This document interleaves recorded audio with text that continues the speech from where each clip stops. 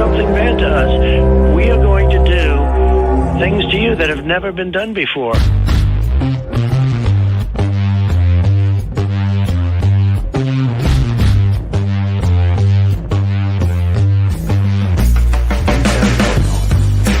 What the f*** is that, dude?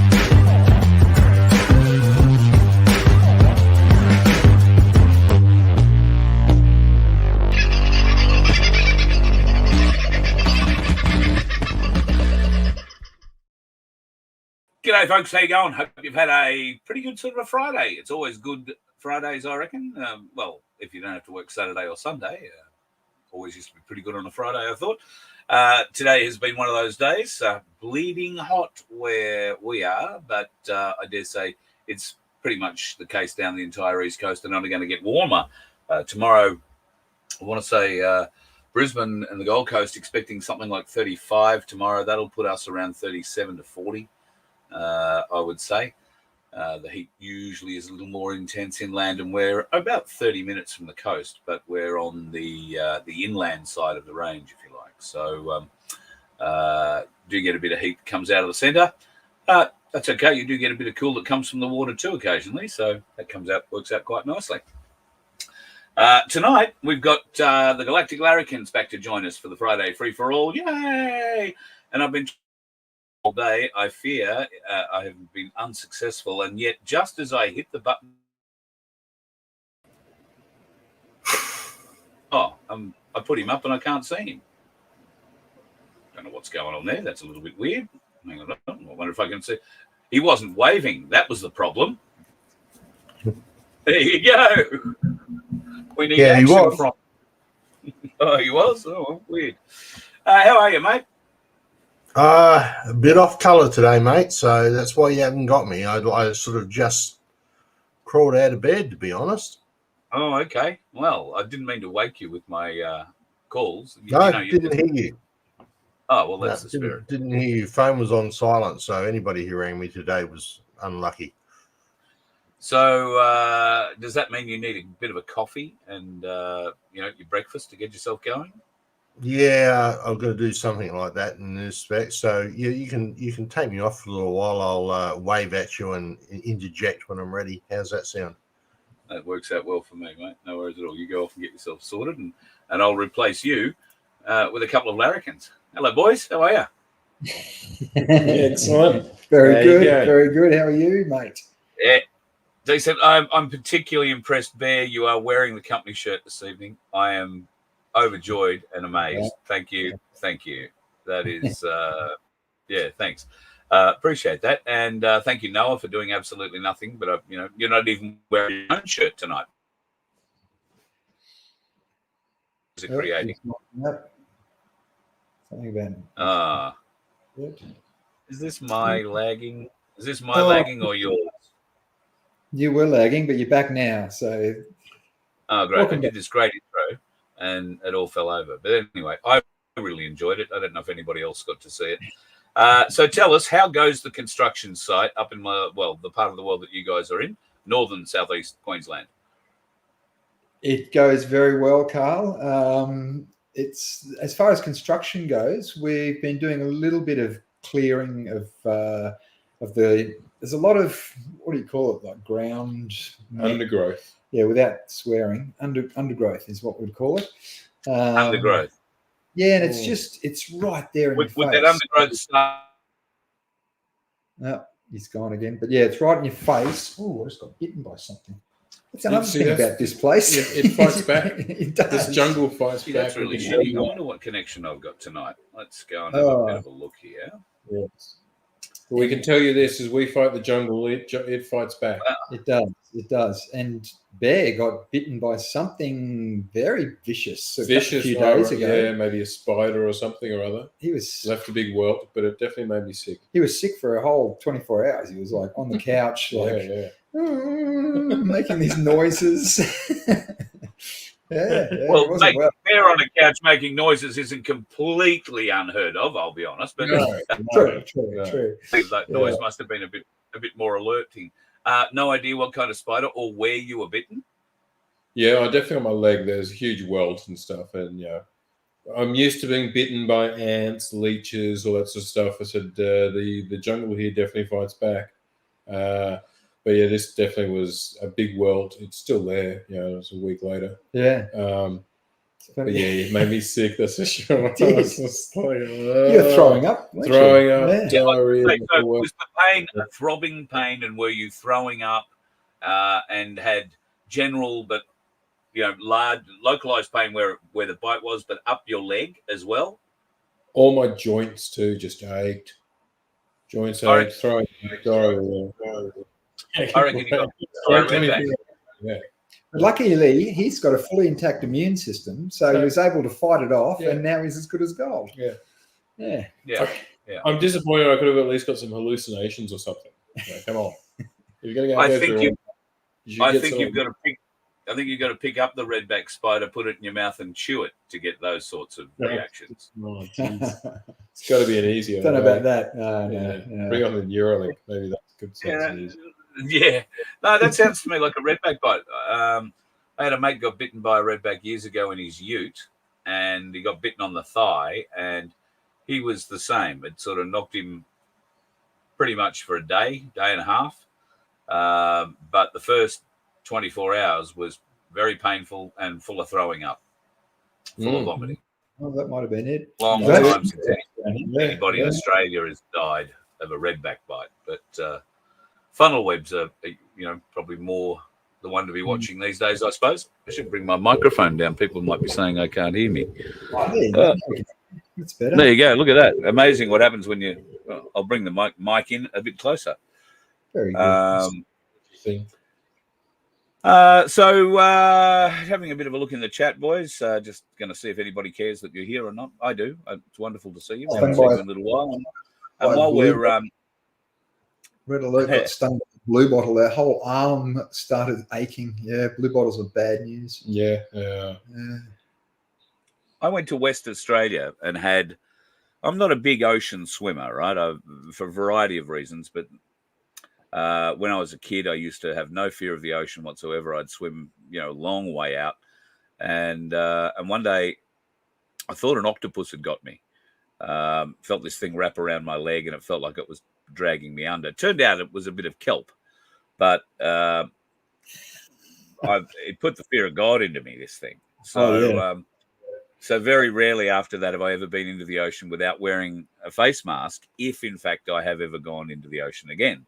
And I've only done that on very limited occasions. Anyway, one of those was in Western Australia. I went over to see a mate of mine in Bunbury. Hadn't seen him in a long time. We used to work in radio together up in Gladstone. And he said, "Oh, we've got to go to the beach. We've got to go to the beach." And I'm like, "Oh, yeah, okay, righto, the beach. Yeah, we'll go for a swim." And I'm like, "Oh, okay, yeah." And it was summer.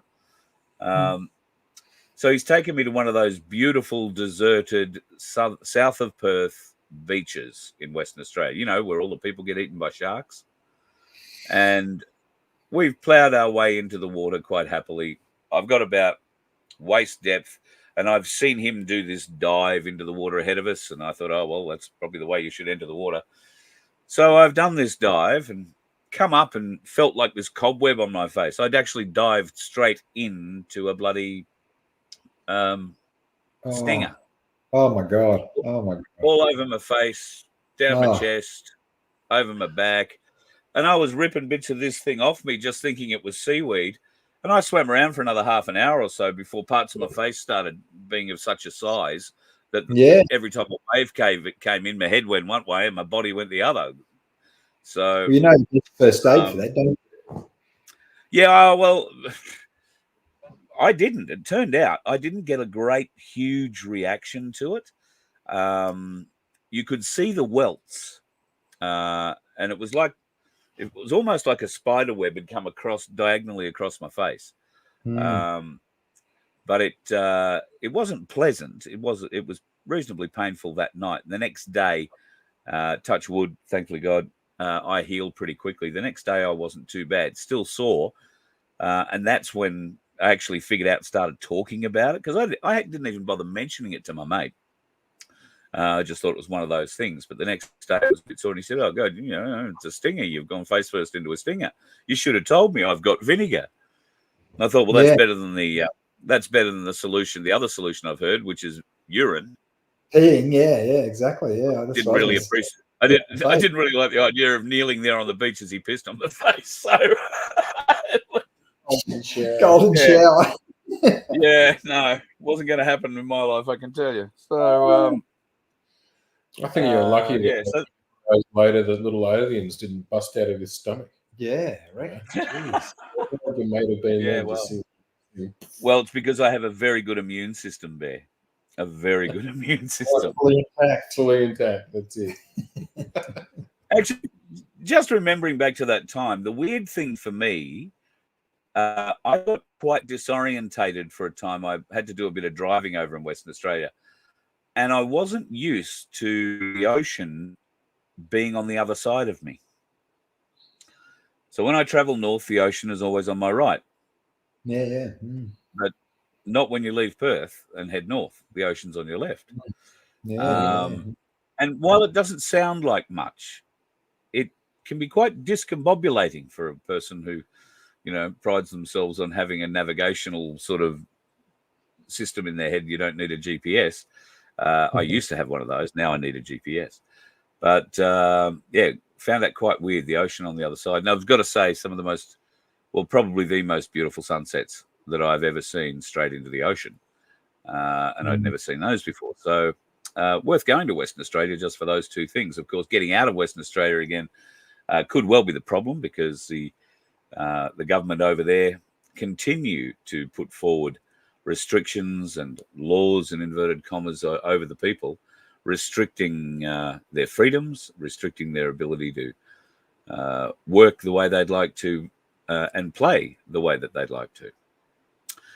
In fact, I reckon Western Australia wouldn't be far behind Victoria in some of those restrictions that are being put forward. In fact, Victoria, thank you, boys, for leading me to this. Victoria have fairly interesting changes to the short stay. And this is something that I reckon will come north, boys. So you might be interested in this. The Victorian government has announced a new levy of 7.5%, which will be paid for by the guest at the time of booking. The government has indicated that revenue collected will be used for new social housing. This announcement deviates significantly from the previous commitments outlined in the Victorian Housing pledge to create one simple set of rules for the short stay sector in Victoria. Airbnb was not appropriately consulted on any of the changes. But it goes on. So starting from the 1st of January 2025, 7.5% levy will be imposed on short stay accommodation across Victoria. That is increasing costs for guests and impacting tourism right across the state, of course. The levy will apply to every booking unless your listing is your principal place of residence.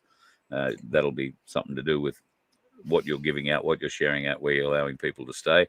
Local government will have the authority to regulate short stay accommodation separately. Now, that's a very important line. Local government will have the authority to regulate short stay accommodation separately. That means that no two local governments will be the same, which will be a bit frightening. So 79 local councils around Victoria, and nobody will know how each one will choose to regulate the short stay sector in their particular area. So you might choose to do a driving tour of Victoria over, let's say, the course of a week, and go through from eastern Victoria, deep Gippsland, up to, let's say, the Murray River, along the Murray, down through the Sunraysia region, and then over to the Wimmera, to Horsham, and then from Horsham down to the southwest coast. And you might want to go and see the 12 apostles, of which I think there are probably 7 still standing, along the Great Ocean Road before coming back to Melbourne. You will have to deal with the rules in each of those council areas in which you choose to stay, and they all could be different. Crazy. So, yeah. Just another way of getting another tax out of the batteries that we are for them. Maybe it's a very clever tax on brothels. How do you work that out? Or short stay. Very short. Very short stay. Same thing, isn't it? Hotels by Well, it the would hour. apply to them as well, Wouldn't it? 7.5%. Yeah. Unless she lived Yeah. there. Like if she had people come to her house, then she wouldn't have to pay the 7.5%. Yeah. But otherwise, if she was at a brothel. At a brothel, then then she would. So the government's worked out how to put a 7.5% tax on a happy ending. Unless the madam Which owner, sort of takes the happiness out of it, doesn't it? Well, at least a little bit, yeah. maybe if 7.5%. that's too much. I best go to the chat now and see whether or not people are still there. Looks like they've all gone. Yeah, well, I do get warned occasionally that I get a bit close, and sometimes when those warnings come, I'm like, what? Accusing me of things that I was alluding to that I wasn't alluding to. So I must say that there are those amongst us who have dirtier minds than me. Can I just say? Oh, of course there are. I've heard of Much such things. Present company included. Yes, I would say that is probably the case. Last time we were on, we had a lot of discussion about Australian natural gas and the wealth in our common wealth and what the commonwealth of this country is. And the commonwealth of this country, if you didn't see that show, is things like our ore, our coal, our gold, our uranium, our nickel, our copper, our silver, our wheat, our wool. These are things that, as Australians, we have a lot to do with. Now, coal's been failing and falling for a few years now. Iron ore recently has taken a bit of a dump. So where are we at, boys?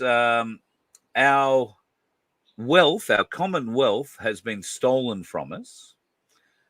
I'm pleased to see that Gina Reinhardt and her company has given some of that wealth back to the Australian Olympians, but I fear it's going to the Australian Olympic Commission, which is probably just as corrupt, and it's not nearly enough. She and her family, along with every other mining family in this country, have benefited off the common wealth, while they got a payment for every ton of ore or coal or whatever was taken out of their ground. They were paid a commission for every ton of it. The people of Australia, who are in fact entitled to a share of that as well, get nothing. Now, the government, those in power, I think, boys, would argue that we get plenty because the government gets money from those companies. Bear, I should let you take that up. Do the companies that remove our commonwealth from the ground and sell it to China and other countries, do they return the money via the government to the people in some way? No, unfortunately, they don't. They did this unbelievable deal, believe it or not. This is like we're talking about natural gas, where some very corrupt politicians who then went and worked for the gas company, oil and gas company, shock horror, and got paid millions. But they sold us all out. And they did a deal where basically if the oil and gas companies sell the natural gas to us as domestic clients, then they have to pay like a royalty. But if they sell it overseas, they don't have to pay anything. Now, to give it an example of just how ludicrous this is, we've all heard of the oil nations like United Emirates and Qatar. Qatar sells so much gas that all of their health, their housing, their education is all paid for. But would you believe it that Australia sells more gas than Qatar? They get 76 billion, that's billion with a B, dollars a year from their royalties, and we get less than 2 billion a year. We have enough to pay for the entire all of our society. We don't need all this mass immigration, which the reason why they're doing is so cool is to pay pay for our growing economy. But all we have to do is just tax and get the royalties from our Commonwealth natural resources. In this case, it's natural gas, but it's everything. We've got like the largest uranium reserves, all of these rare earth minerals which they need now for all the computer age, the AI age, all that sort of stuff. Yep. You know that they need what we got, and we keep selling this. Now, it gets even more ludicrous with the natural gas, where like we've done all these deals to sell it overseas, and we're getting to the stage where we're running out ourselves because we've sold, let the natural gas companies just sell it all. So we have to buy our own gas back from Japan at an inflated price. And this deal is, while not secret exactly, it is something that normal Australians would think our government would do to us, but it's all tied up in trade deals, isn't it? So it's... Again, it's the complicity of the mainstream media, because the mainstream media, I mean, even if you don't look at the evil cabal that we can understand these things, these people are controlled by through compromise and all these dirty things. But even if you just look at it at a surface level of it just being economic, the oil and gas companies spend huge amounts of advertising in the mainstream media companies. So it's obviously they're incentivized not to tell us what's going on, because they'll lose all this revenue. That's at the surface level they can argue. But this is how corrupt and how ludicrous the situation is, and why something like this is what we as a movement can use to rally just the normies behind, because it is such an egregious and outrageous situation. We know of countries like Iceland and Qatar and all of these, Alaska, and even Russia. Russia's maintaining a war with NATO by selling oil and gas. So, it is extremely profitable, and we've got all of this stuff, and we're being ripped off because our politicians are incredibly corrupt. So these sort of the things that we can use to rally everyone around. The housing shortage. I mean, we could pay for so much housing and all of this stuff just through the royalties from this one thing alone. Well, I was going to get onto the housing thing. So Jason Clare, Minister for Bullshit, Part 1, 2, 3, and 4 for the Labor Party, and something to do with the educational process as well, has come today and said that he's decided he's going to limit the number of new course startings or courses started next year in our Australian universities to 240,000. Now that's up about 85,000 more than last year, and says that we're going to be back at our universities, at least, will be back to international student levels that were pre-COVID. What's changed, boys, from pre-COVID to today? Could it be housing? He's going to import another 240,000 students. Wow. Next year. The university. Where are you going to put them? Where are you going to put them? There's 170 or 180,000 that have come in this year. They didn't come in to do a 1-year course. Universities don't offer 1-year courses. It'll be a 3-year minimum, maybe 2, but it'll be a 3-year minimum. I know that there are some deals with Chinese universities where students, particularly in hospitality areas, come here for 6 months and then go home and then come back here and do a year. But I think that really depends on whether or not the Chinese Ministry of Truth can trust the student to be one of them when they're out of the country. So they're given a 6-month probationary period where they get to come to Australia and participate as an Australian student. But we all know that the Chinese intelligence services are very active inside our universities, and this is how. So they send these kids over, and the ones that survive and don't fall into the depravity of the West, and trust me, there are very few of them that fall to the depravity of the West. Some might become criminals, but that doesn't mean they're using the product that they're selling. Some of them are very smart in that regard. So then, of course, he also announced that he was going to close down 150 or educational institutions who had been rorting the system and allowing students into the country under students had turned up to any classes. What he didn't tell us was the number of students. Every one of the students that attended or enrolled at any one of those 150 universities needs to be deported immediately. Yeah. Wow. Mm. But do you think the Labor government are going to do that? Probably not. No, overseas students is our biggest money spinner, and there is no Huge. way that they will jeopardize that. So where are they going to sleep them? That's a good The question. universities aren't building big dormitories. They are, but not to that extent. No. They're building them all the time because it's their cash cow. They are just wanting to grow it, but they just don't care. So if you live in a university town, and this figure, like Canberra, like Brisbane, like the Gold Coast, or even further afield, places like Bundaberg, Rockhampton, all have universities in them. Tamworth got universities in them these days. Townsville, yeah.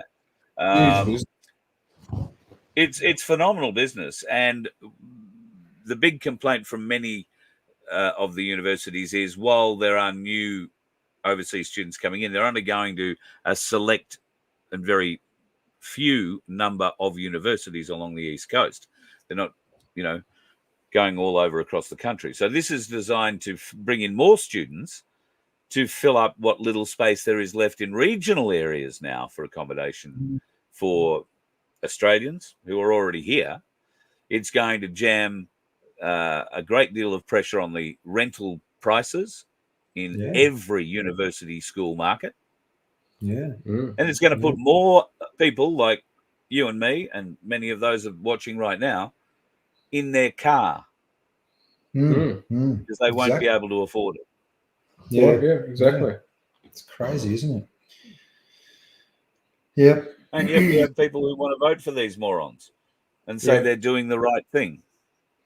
Yeah. And I can't tell you that there's any alternative by voting for the other morons on the other side. Of course not. Both they'd support it. Two wings of the same bird, isn't it? Yeah, totally. Two cheeks of the same ant. Again, it's the larger picture of it's just been completely bought out, where it's so corrupt, where these universities are making so much money, and then they're paying the lecturers, so the lecturers are then passing these students who can't even speak English and doing whatever they're told to say. They know that they're becoming groups. So there's always it's a group assignment. And there's always one Australian in the group, and that person has to do the assignment, and everyone gets credit. It's true. Outrageous. It's Outrageous. I saw it at one of the universities in Canberra that we worked at. We won't say the name, but and it's just crazy ass. They couldn't even we were answering the phone.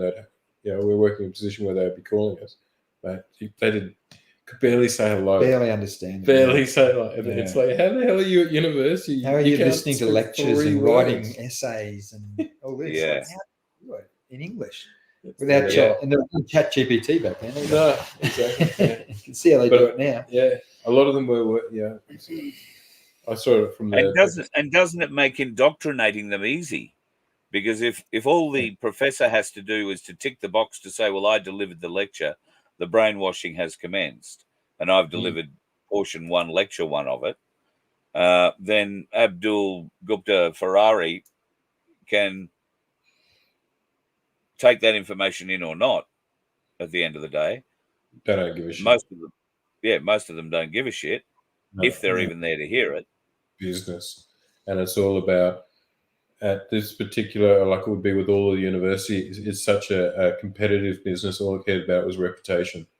So anything that was untoward, anything that could damage the reputation was hidden and covered up and never to be spoken ever again of. And here's a scoop for you. One of those things that one of the universities used to cover up probably on a per semester basis was suicide of students and Asian students. Yeah.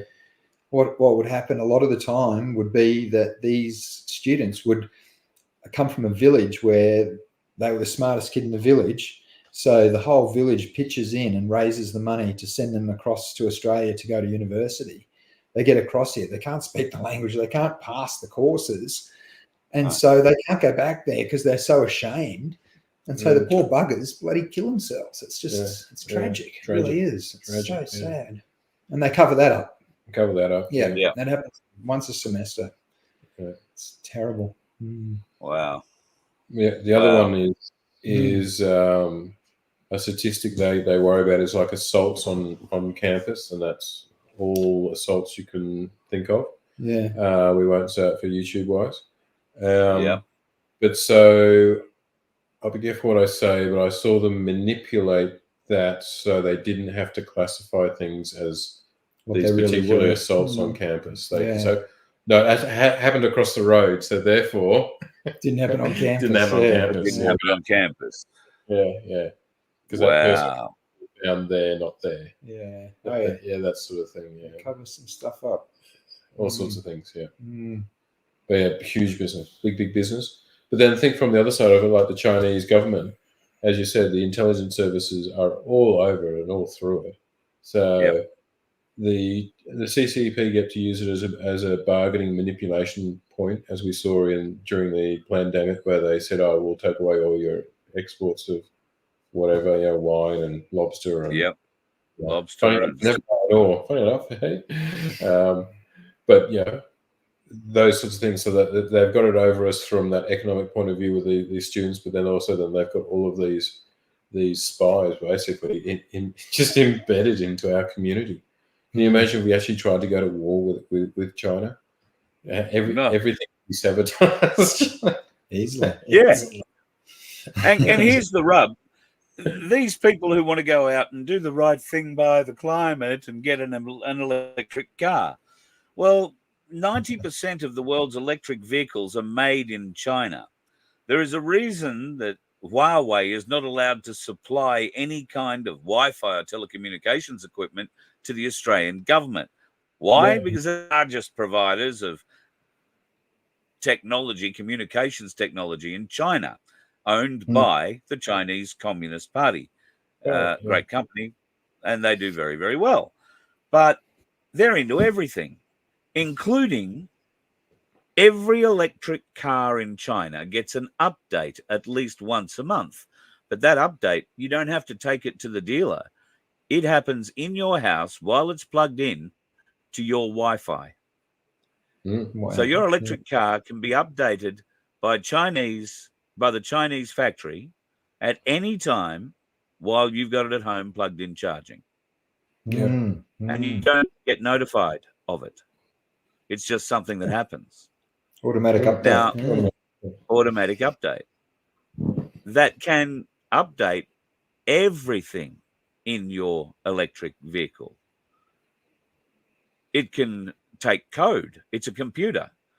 So let's say, for instance, you would, someone of interest that was saying bad things about the Chinese Communist Party, and you're out here or wherever the hell you are in your electric vehicle, Chinese-produced electric vehicle. You're an Australian. You've got nothing to do with China. You've been just outspoken against some of their practices, and they think you've been doing the wrong thing.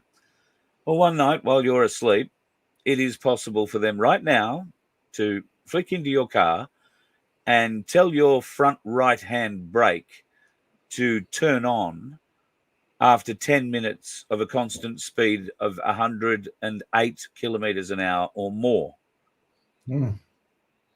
And that'll give you just enough time to get from your home out onto a freeway to start driving to work or going somewhere. And if that freeway is 110 kilometers, I was thinking of the M1 here between the Gold Coast and Brisbane, although you're unlikely to get to 110 on it these days. But you get the idea. It's a bit like an altitude pressure trigger, which is a certain kilometer an hour.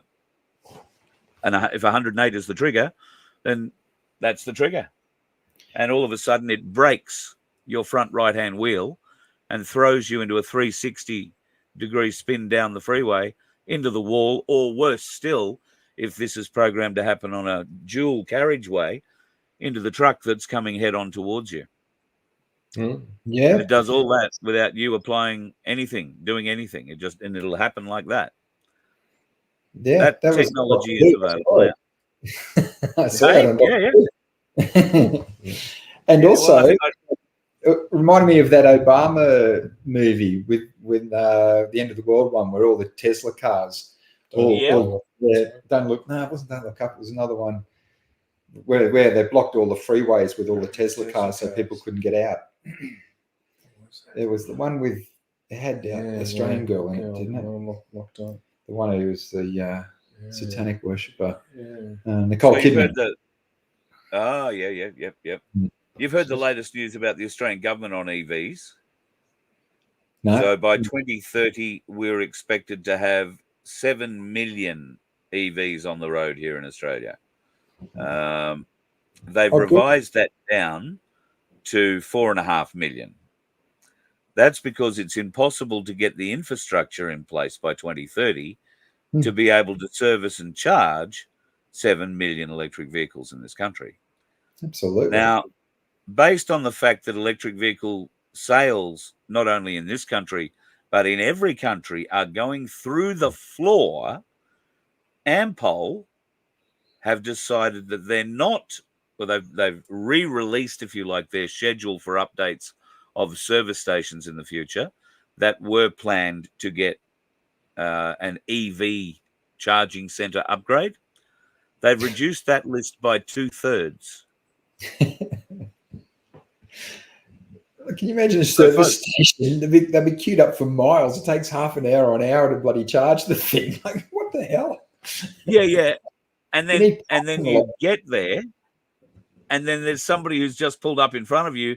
They're there for an hour and a half to charge up. So you're waiting for an hour and a half before you can wait an hour and a half to actually charge. Yeah, that's right. Exactly. And that's if you're second in line, like. Yeah. No, they need car parks. They need every shopping centre car park needs to have a charging, station at every car park. Yeah. And then, absolutely. they're serious. But there'd be no money in that, would there? No. Well, or it would cost way too much.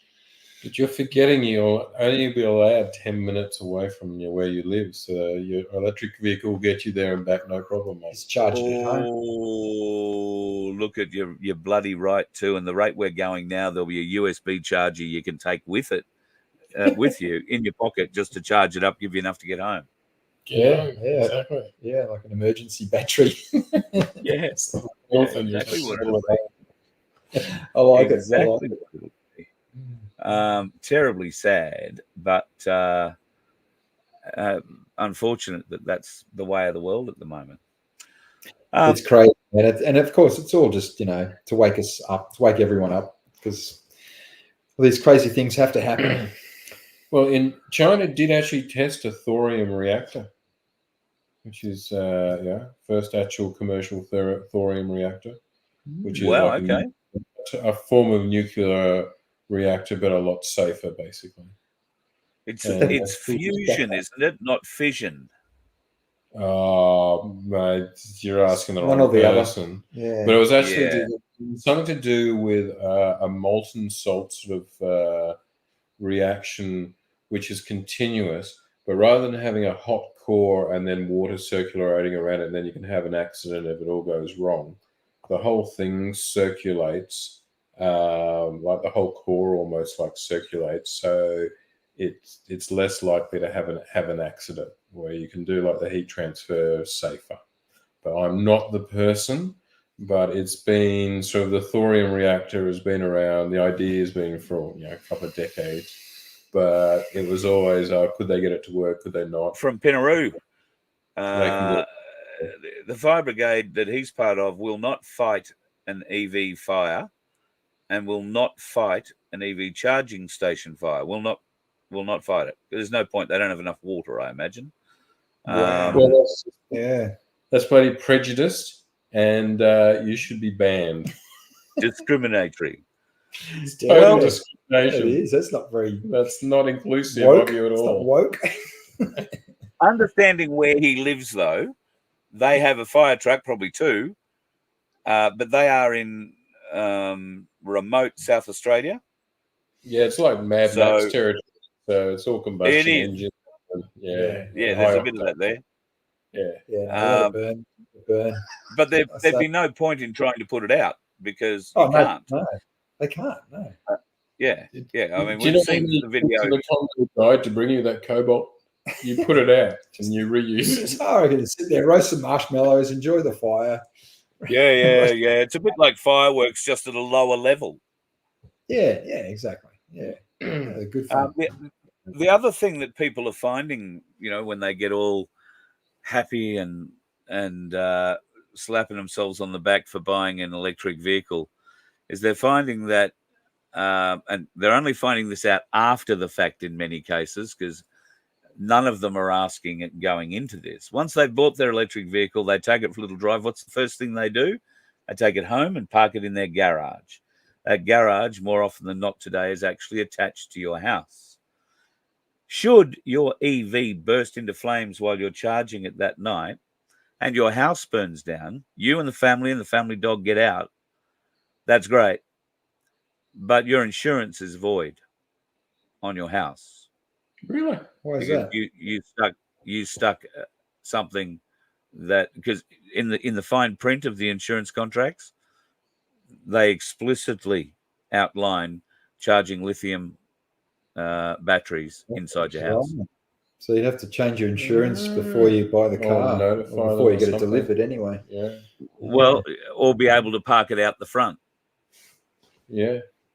Have Okay. a big long extension lead. If you park it in your garage, and let's say in Queensland here, that would probably mean under your house, be it a whole house that you're on, or an apartment building.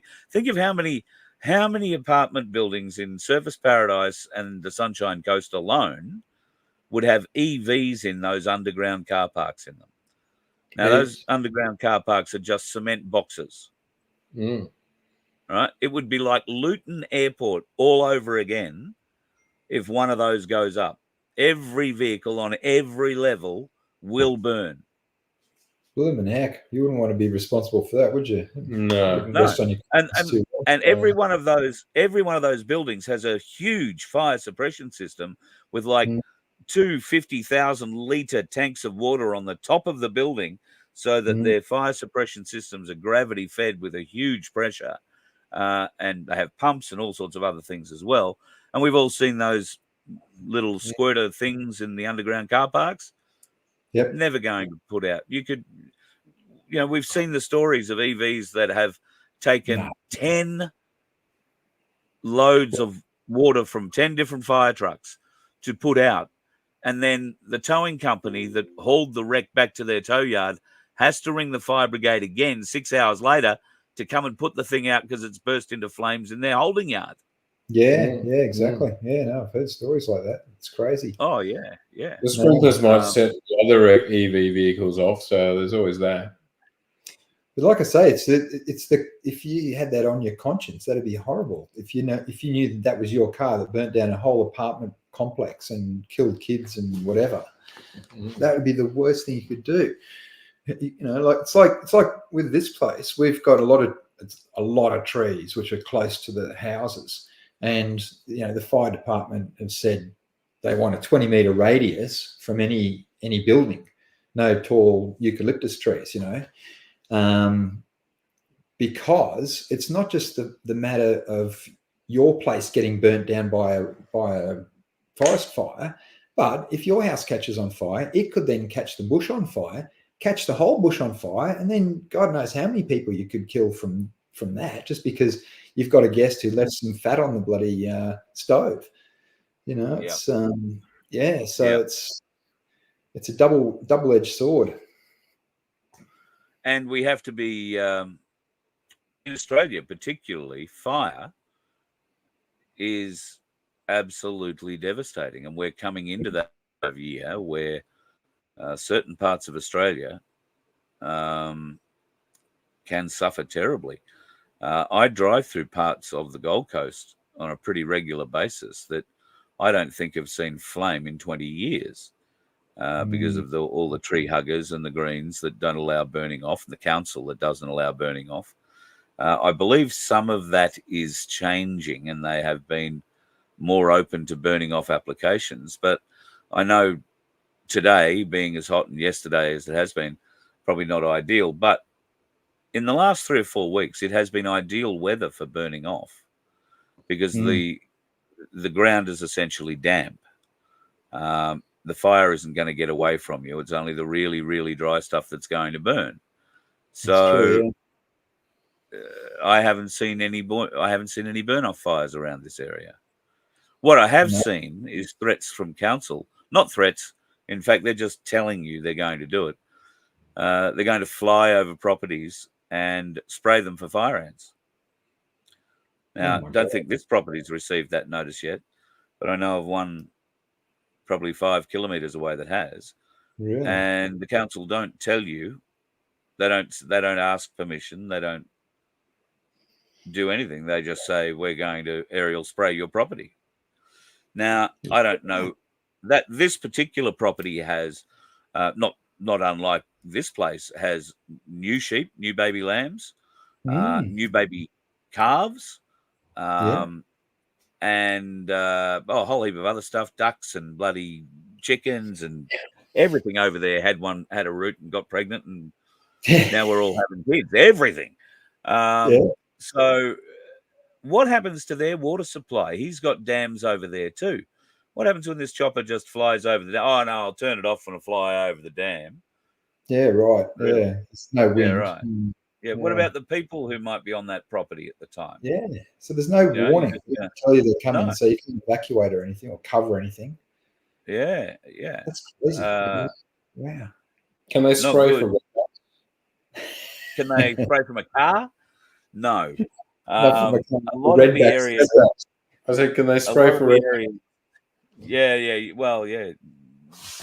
They should. I'm all for that. Fuck the jungle. and Mate, we'd those have them spraying. Can I get rid of them as well? We'd have them spraying for eastern browns and carpet pythons if some people had their way. So, mate, we saw a huge goanna. It was massive. Yeah. It said 1 meter long. Crawled up this tree. It was insane. Like, sounds like a Spencer's. It was like a dinosaur, historic dinosaur. 717. Be a bit careful around big goannas in case they think you are a tree. Yeah, well, I didn't want to get too close. A long time ago, back in the 80s, when we were growing up in Townsville, we used to play on a hack of a golf course out at Pallaranda, Rose Bay. It was actually called Rose Bay Country Club, and honestly, we had a couple of times where you'd hit the ball, and the next thing a big goanna would come out and would steal it, think it was an egg or whatever, and poof, take off with you. And you have to go chasing after your ball with a bloody goanna. There you go. There's yeah, look at that. Yeah, he's a biggie. Oh, it's a Lacey, actually, is it? Might be. Is it? I don't know. What is it? Yeah, lace monitor, I think. Yeah. Lace monitor. It was massive. Same deal. Yeah, okay. Yeah, it was huge. It was over 1 meter long. Yeah. No problems climbing trees. So just imagine what those claws would do if they decided to climb up you. Yeah. Oh, yeah. No thanks. Yeah. Try and get as low to the ground. Just a bit of advice to our American friends: if you come to Australia and you come across a big goanna, be low on the ground, as low as you can. Because if the big goanna gets scared, they like to go up trees. And if you're the tallest thing around, it'll think you're the tree. So don't climb the tree. Don't be the tree, I should say. Don't be the tree. Don't be the tree. And to quote Paul Hogan, you can live on the yeah. And this seriously, they have claws as thick as my fingers and about as big. Look at that. Yeah, I was cleaning the room the other day, and this guy just came and jumped on the balcony. Wow. Yeah. And then he came inside and jumped on the chair. Oh, really? Yeah. And same thing as the goannas. You can live on them, but they taste like shit. Same as those bloody koalas. Yeah. I was going to ask you how hard it was to mash the eggs. Mate, that is a beautiful parrot. Are they local to where you are? Do you get a lot of them? Yeah, they're around here a bit. Kookaburras are the most. Obviously, you hear them. They're almost like a pest. They are almost like a pet, Yeah, like the what do you call it? The rooster that wakes you up in the morning. Yeah. Yeah. Oh, wow. I was going to make a joke then, but oh wow, He's on the chair. that is just so cool. Yeah, it's so funny. Mate, I'm going to take a video. I'm going to take a video of the things that come into my house. Yeah. So far, there's been 1 rat, 2 mice, and I suspect at least 1 goat. Okay. Mm-hmm. Yeah, righto. That's a big vermin. That one. Mm-hmm. There is a suspicious set of hoof prints on a bit of rubber at the front door. And what XXX numbers are you ringing to get these deliveries? Say, no, now it's all coming clear. You are a Mason. Mate,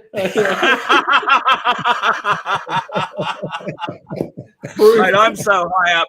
I'm so high up on the Freemasonry list that the goats deliver themselves to me. I don't even have to go and get them. You heard it here first. Oh no! Oh God! I hear that the old is calling me a Freemason again. Oh no! Awesome! Just a bit of evidence. Oh yeah. It saddens me. I don't know if this is working or not. Oh, you're back. Yeah, it saddens me that the old pirate with these sorts of claims, but I would simply just say, show me the proof. Yeah. Yeah. Well, the and Darren Bergwerth for that matter, but I don't want to see that proof. Innuendo is enough. Goat footprints are a goat enough. turns up to someone's house at the night. That's enough. Yeah, obviously. Mate, we have 100. We have 150 of them here, and they know that I've been known to feed them on occasion. I've been actually known to go and buy fruit for myself and feed it to the goats. So the night's very cold. That's all we can say. We're men and men and goats and brothers. Boys, we've got sheep on the property as well. Won't have to deal with any horns that way. So you got your gumboots. However, all nations happy. Gumboots and a Kiwi accent, I find, makes them very happy. But yeah, classic. And speaking of Kiwi accent, condolences to any of our Kiwis who are watching the show tonight. The Maori king passed away in the last 24 hours or so. So to his family, to the entire Maori family, condolences. It is a very sad time for the Maori people, and I'm sure that they'll come through it. They're a strong, brave, and wonderful people, and brothers of ours in this fight as we go forward. So pay respects to late last night, early this morning. Interestingly enough, he'd been in hospital for heart surgery. He was early 70s, I want to say, early to mid 70s. So he wasn't a particularly old man and highly well respected. Commiserations to our Kiwi brothers and sisters who might be feeling that loss at the moment. Boys, it's been an hour. Has it? Yep. It has. And I feel after an hour, it should be about time for us to depart on a Friday night because people have things to go and do. And I, on the other hand, tonight am going to go and have some dinner that I'm going to make. Really? It could be interesting. I've never made what I'm making before. If it goes well, I'll tell you about it because I'm going to film it. If it doesn't go well, this will be the last you hear about my dinner tonight. Right? Okay. So who in the comments wants to run on chances that we ever see this ever again? Or the chances that we ever see Carl again. What's that? Oh, the boys are locked up. We'll hear from the fire brigade. Sorry, I missed that. Well, you're not feeding anyone else, I hope. It's just you. No, just actually, I'm babysitting a dog at the moment. I'm babysitting Kelly. So Kelly is currently asleep at my feet and will probably benefit from tonight's meal as well, I would say, particularly if I mess it up. Likely to get it all. So we'll see what happens. Vince did do a runner, I see on Red Alert pointed out. Yeah, I think he'd only just woken up when he popped on. And I think he needs to get his battery going a bit. For those of you who are unaware, and Vince is quite open about a few of his medical issues, he has a heart problem. And sometimes the heart goes a bit slow. Sometimes the heart goes a bit fast. So they've got him on all sorts of different drugs to try and regulate that. And he had been doing pretty well.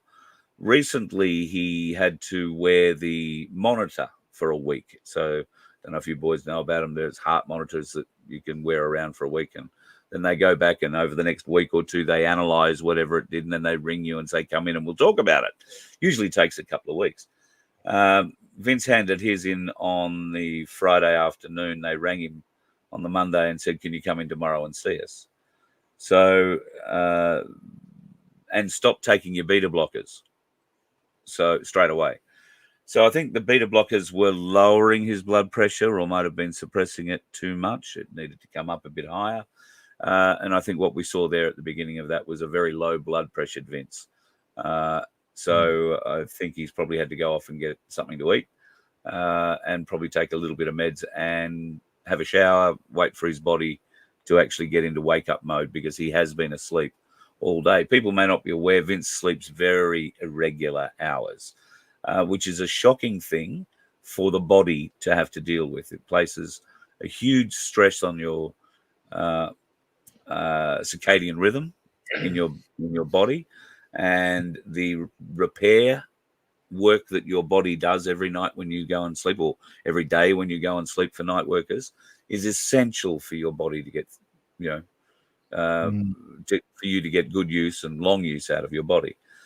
Vince has never been one of these people who sleeps, 8 hours a night every night. For whatever reason, he apparently has always been one of these people who works until he can't work any further and then goes to bed. And in some cases, he may go to bed and sleep for a day and a half because he's been up for 2 days or 3 days beforehand, all without the aids of any drugs. So, so he's been able to moderate. He's been able to bring that back into a range of about 24 hours now. He can. It's rare that he will sleep 8 hours in 24, but he will sleep 12 hours in maybe 32 or 36. So you get him for a day and a half, and then you don't see him for a day. And I've been trying to ring him all day, and I don't know when he went down, but sometime yesterday afternoon he went down, so didn't wake up until just before the show tonight. So, so yeah, he's got to get the heart sort of going again, and because of the way that he sleeps, and he has very long sleep recovery period. But then once he's up and going, he'll be going now for another 24, 36 hours. So, wow. Yeah. And do the beta blockers, do they turn you into like an alpha male? Well, I would have to say no. They haven't helped him with growing any hair on the top of his head, but he hasn't shown me the rest of his body. Not that I want to see that. So, so yeah. All right, boys. Now you've had your soft opening, and your soft opening was pried open gently by a few people. Your harder opening, maybe not your hardest, but your harder opening is rapidly approaching. Yeah, the proper website should be up and running, about a week or so, I'd say, and then we'll be proper open, On the other property. Right, the fourth property will be online then too. That's right, because we just had one of the last. Well, the second last. We've still got one long-term tenant, but we're keeping her for as long as she wants to stay because she's beautiful and lovely. And she pays good money. And she does pay good money. She basically pays for our insurance. Right. Thank you. Yeah. So, Yep, right. With insurance. Yeah, sure. Well, is. knowing you two like I do, I know you need insurance. So it's great Totally. you've got that covered. Yeah, well, it's basically just for bushfires, you know. So we've Yeah. just got to clear everything away, then pay off the bank loan, and then we won't need insurance. Yeah. But Yeah. while we still got the bank loan, you've got to have the insurance, unfortunately. Yep. Or we just paint everything blue. Yeah, paint it all blue will be right. Yeah, that will be right. Yeah, well, that was going to be the next question. I know you guys, for people who haven't figured out what the Galactic Larrikins are doing, Bradford's family bought a property that has a number of other dwellings on it, including 2 trains. One train with two cabins. So it's a train in half, basically. Yeah. Yeah, cool. And the cabin, like, you boys have to be congratulated. The work you did on just remodeling, restyling, and bringing up those cabins is just, it's beautiful. I mean, truly beautiful. Yeah, thanks.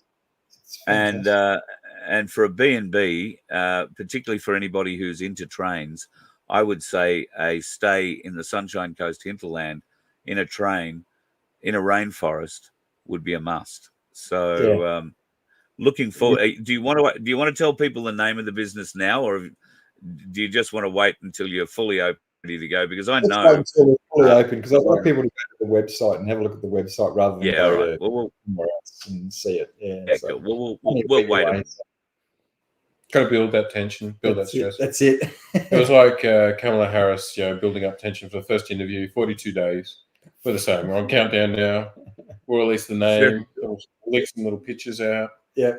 And then a couple of birds. And then for the first interview, we'll get Neo in here as the support dog. It's like, if anyone's following it, she had to have a little mate come in to support. They were all taking the piss out of her VP pick, whatever his name is, Tim Waltz or something or other. He had a support dog. Well, no, that he came into her first interview with her. And everyone was taking the piss out. Everyone was taking the piss out of her and saying, "You're supposed to be this strong woman, the first female president, and you have to bring in a support animal to a male, a white male, an old white male, an old white male as a support animal, a support creature That's gold. To hold your hand while you did your first interview, which took 42 days to happen. So that's great. Great. That's great. Yeah. Well, I think the interview was 18 minutes long, heavily edited. If that's what the American people can expect from their president, come forward, God help you. Well, that's what that's all they need to package it in their propaganda machine. Get those little clips, get all that they needed. Oh, she answered those questions. See, this heavily, but that's will it work? We shall see. Hopefully not. With him signing up RFK Jr. and Tulsi Gabbard, that's huge. Yeah, to bring on who are both ex-Democrats. And Elon, he's a huge one. His interview was awesome, and him saying he would help out Trump, make the government more efficient, accountable, and efficient, so to speak. That's just awesome. He even had himself standing at the podium of the Department of Official. We're going to fix up your fuck ups or whatever it was. The Zoom call he did with all his staff when he sacked all his staff. You can imagine him doing that with the cabinet members. Absolutely. How good would that be? That'd be hilarious. God, more power to him. Bring it on, bring it on, bring it on. All right, boys, have yourself a fabulous weekend. You too, buddy. Talk to you soon. Thanks, buddy. And say hi to your mum for me, Bradford. I will. Thank you, Carl. I'm not trying to do a rove. I'm just can't say hi to your mum. Take it out to your mum. Oh, yeah. Okay. All right. Well, see you, boys. Thanks, buddy. Yes. The Galactic Larrikins. Great to have him back on the show. It's been a little while. I don't know what your plans are for the weekend, folks. I'm planning on doing a little bit of resting, but at some point, I'm quite likely to pick up the phone and do something over the weekend if it takes my eye. I want to try and get out and take some photos if I can. Tomorrow morning is going to be taken up with doing washing, and and I had to decommission my clothesline the other day. So I've got to find a new tree to hang my clothesline around because the last one is now chopped up into firewood-sized chunks. So once I've figured that out, big issues, I know. I might go out and see if I can take some more photos tomorrow and just see what during the day that camera can do. Because I don't think I've taken, other than a couple of bird photos, I don't think I've used it during the day yet. Whatever you're going to be doing this weekend, please let it be safe. Be your family safe. And I hope if you're having a birthday or a family celebration, you've got all your loved ones around you. It's a very important time. Father's Day coming up this weekend. And I trust that you'll be getting together with your dad, or your kids will be coming to be with you as best that they can. It's always hard. Kids grow up, get their own lives. And sometimes distance is a bit of a tyranny. It's difficult to get back for celebrations like Father's Day. But it is a very important day. Just like Mother's Day is a very important day. So I hope you're going to share that day with your dad or your significant father figure in whichever way you feel is best for you guys. And I hope you have a ball doing anything you're going to do. Whatever you do, don't be the dickhead on the road and watch out for the ones that are. You let one ant stand up to us, then they all might stand up. Those puny little ants outnumber us 100 to 1. And if they ever figure that out, there goes our way of life. It's not about food. It's about keeping those ants in line. That's why we're going back. Does anybody else want to stay? Let's rock!